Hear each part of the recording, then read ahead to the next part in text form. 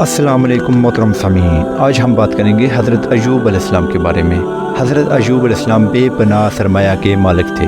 اس کے علاوہ اہل و عیال اور خاندان بھی بے شمار تھا۔ پھر ان ساری نعمتوں کو سلب کر لیا گیا اور آپ علیہ السلام کو پھوڑوں کی بیماری میں مبتلا کر دیا گیا۔ دل اور زبان کے سوا آپ علیہ السلام کے جسم کا کوئی بھی حصہ بیماری سے محفوظ نہ تھا۔ اس جسمانی مرض ہونے کے باوجود آپ علیہ السلام دن رات ذکر الہی میں مشغول رہتے اور صبر و شکر کرتے۔ مرض اتنا طویل ہو گیا کہ آپ علیہ السلام کے سارے دوست احباب ساتھ چھوڑ گئے، یہاں تک کہ آپ علیہ السلام کو ملک بدر کر دیا گیا۔ لوگوں نے ملنا جلنا چھوڑ دیا۔ آپ علیہ السلام کی اہلیہ کے علاوہ کوئی بھی آپ کا غم خوار نہ رہا۔ آپ علیہ السلام کی اہلیہ آپ علیہ السلام کے احسانات کو یاد رکھے ہوئے تھی۔ آپ علیہ السلام کی اہلیہ آپ کی خدمت کرتی اور کھانے کے چند لقموں کے لیے لوگوں کے گھروں میں کام کرتی اور زندگی بسر کرتی۔ ایک روایت ہے کہ آپ علیہ السلام کی اہلیہ آپ علیہ السلام کی صحت کی شدید خواہش مند تھی اور ہر وقت آپ علیہ السلام کی بیماری کی شفا کی تلاش میں رہتی تھی۔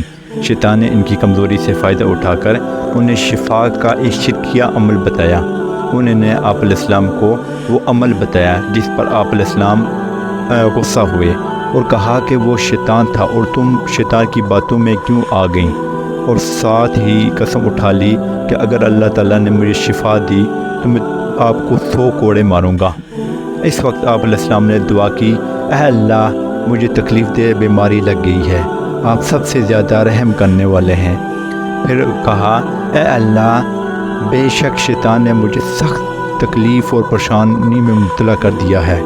اس وقت اللہ تعالیٰ نے آپ علیہ السلام کی دعا قبول فرماتے ہوئے فرمایا کہ جہاں آپ تشریف فرما ہیں اپنے پاؤں کو زمین پر ماریں، اس سے ایک چشمہ جاری ہو جائے گا، اس سے آپ غسل کریں، بیرونی سب بیماریاں دور ہو جائیں گی، اور اس چشمے کے پانی کو پئیں، اندرونی بیماریوں سے شفا مل جائے گی۔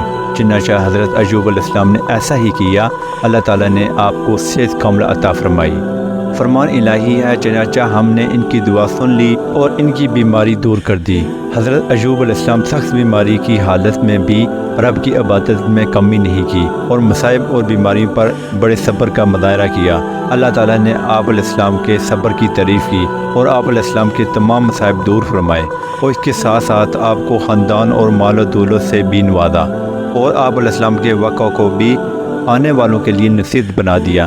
چنانچہ جب آپ علیہ السلام تندرست ہوئے تو قسم پوری کرنی چاہیے، تو اللہ تعالیٰ نے آپ علیہ السلام کی قسم پوری کرنے کا ایک راستہ بتایا۔ آپ علیہ السلام نے اللہ تعالیٰ کے حکم سے 100 تنکوں والی جھاڑو لی اور اسے ایک مرتبہ اپنی بیوی کے جسم میں مارا۔